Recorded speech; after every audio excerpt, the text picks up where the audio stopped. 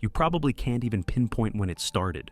There wasn't one exact moment, no dramatic breakup, no betrayal that left you shattered, no single event you could circle on a calendar. It didn't happen all at once. It came slowly, like a fog rolling in, while everything else stayed still.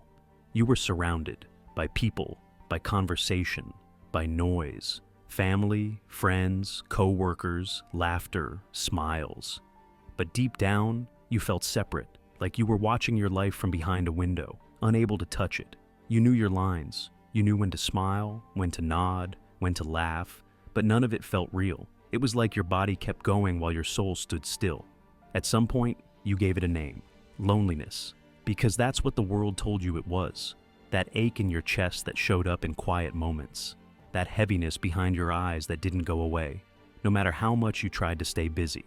That invisible scream you carried from one room to the next. And so, you tried what everyone tries. You scrolled more. You messaged first. You went out even when you were drained. You smiled a little bigger, spoke a little louder, hoping someone would notice. But nothing changed, because you weren't starving for company. You were starving for something else entirely. Now, I want to ask you something, and I want you to feel the answer. Not in your head, but in your chest. What if your loneliness isn't some flaw you need to fix, but a message you've been ignoring? What if that silence you keep trying to smother isn't just empty space? It's a doorway, a waiting room, a signal that something inside you has arrived and it's asking for your full attention? Because no one ever tells you this. Loneliness isn't always about being alone. Sometimes it's the first sign that your real self is stepping forward, and it doesn't speak the language of surface talk and fake smiles. It doesn't want to play along. It wants something deeper, something real, something raw. And when that deeper part of you begins to rise, it disrupts everything. The life you had before, the parties, the small talk, the routines, starts to feel off.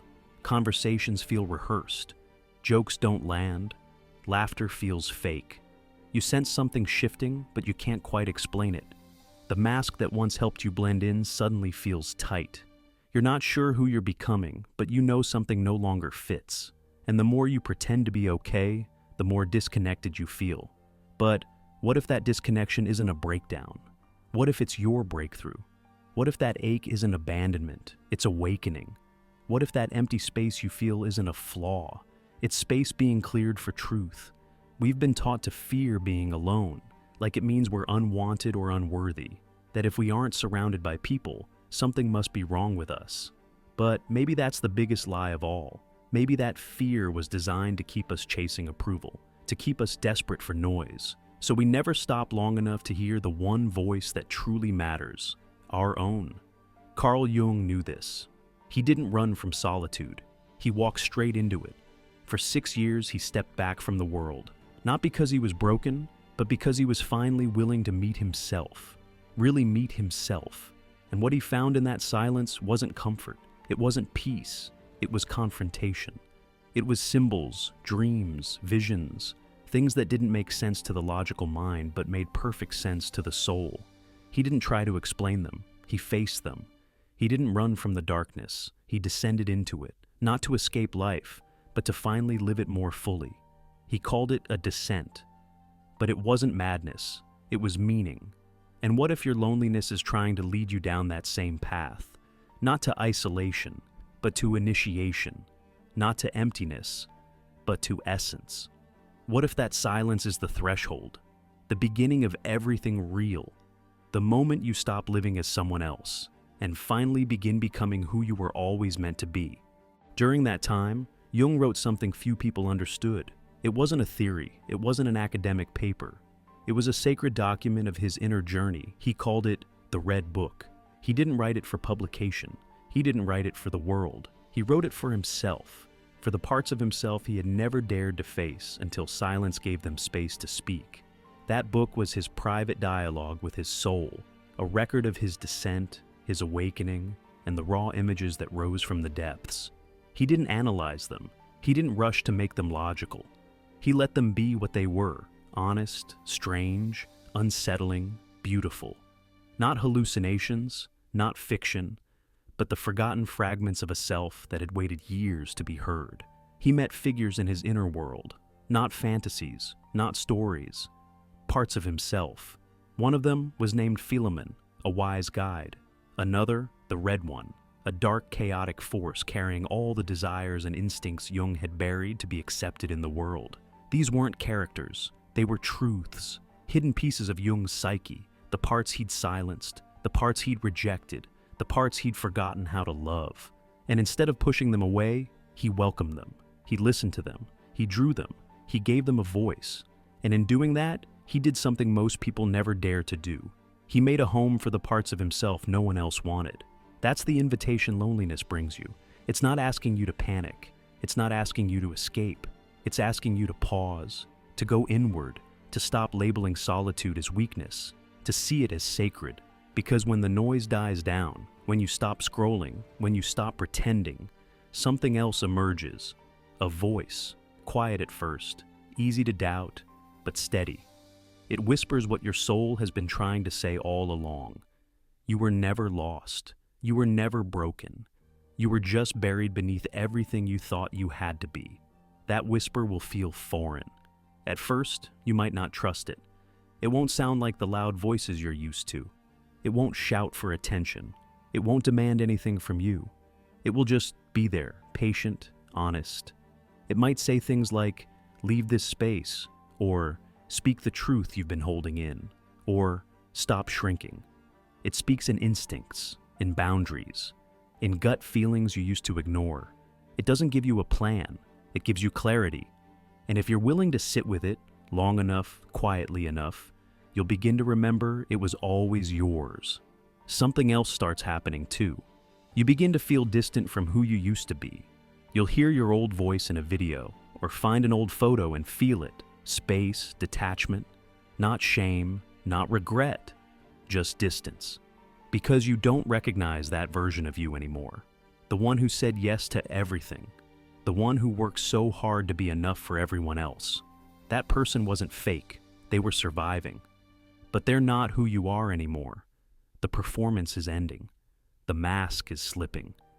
And beneath it, you're starting to feel something real. But here's what they don't tell you. It gets harder before it gets lighter. The world around you doesn't understand this version of you that's waking up. The conversations you once loved feel shallow. The people who used to fill your time feel far away. The masks you once wore to be accepted no longer fit. You might start thinking, maybe I'm broken, but you're not. You're just becoming. The armor is cracking, the layers are peeling, and the truth is rising. And in that space, between who you were and who you're becoming, it's going to feel like floating, like walking blind through the dark. You'll feel unrecognizable to yourself, and that's okay. That's not you disappearing, that's you arriving. Your soul has been suffocating under all the roles, the expectations, the noise, and now, in this sacred quiet, it finally has room to breathe. This is the moment most people try to escape. They reach for distraction, a night out, a text, anything to fill the silence. But if you can stay, if you can hold your ground inside that silence, you'll find something far more powerful than comfort. You'll find presence, not the version of you that's edited and polished, but the original, the one that existed before the world told you who to be.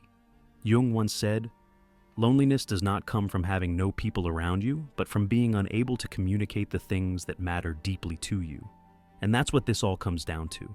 You're not craving company, you're craving communion with the self that holds your deepest truths, the truths that don't fit into casual conversation, the truths that were never meant to be texted or tweeted, the truths that only reveal themselves when the world is finally quiet enough for you to hear them. You don't need noise, you don't need validation, you need stillness. You need a kind of sacred listening that makes space for your soul to speak. Because in Jungian psychology, the unconscious isn't just where forgotten memories live. It's the birthplace of the real self, the parts of you you've never met, the depths of you that never learned how to speak above the surface. And that's where loneliness leads you, not away from life, but into it. Not into isolation, but into revelation. Loneliness is not a glitch, it's a gateway. A divine interruption that tears down the old so something honest can rise. You may find yourself losing interest in things that once lit you up. You might stop chasing attention. You might let go of people who can't meet you in your truth. You'll stop explaining who you are just to be accepted, not because you've become cold, but because you've become clear. You've remembered that your presence is not a performance. You've remembered that your peace is more valuable than someone else's approval. You've stopped asking for permission to be whole. And when that shift happens, when you choose solitude over shrinking, when you choose your truth over convenience, you start to feel it. That silence that once scared you now feels like home. That ache that once hollowed you now feels like a signal. You realize you were never asking to be rescued. You were asking to be returned to yourself. The self that's been waiting in the silence. The self that doesn't crave constant attention because it knows its own worth. The self that no longer trades authenticity for acceptance. You see, Jung didn't descend into solitude to escape life. He went there to meet it fully. And maybe now you understand that this space you're in, this dark, quiet, lonely space, isn't punishment. It's preparation, a shedding, a sacred return. You are not empty. You are clearing. You are not alone. You are in sacred company with all the forgotten, buried, beautiful parts of yourself that are finally coming back together. So, don't run. Don't try to fix it. Don't numb it. Stay. Stay with the silence long enough to realize that this isn't a hole you've fallen into. It's a door you've just stepped through. Stay until you can hear that voice inside whisper, "I'm still here. I always have been." And when you hear that, not as an idea but as a presence, everything begins to shift. The loneliness fades, the silence warms. Because now, you're not looking for the world to complete you.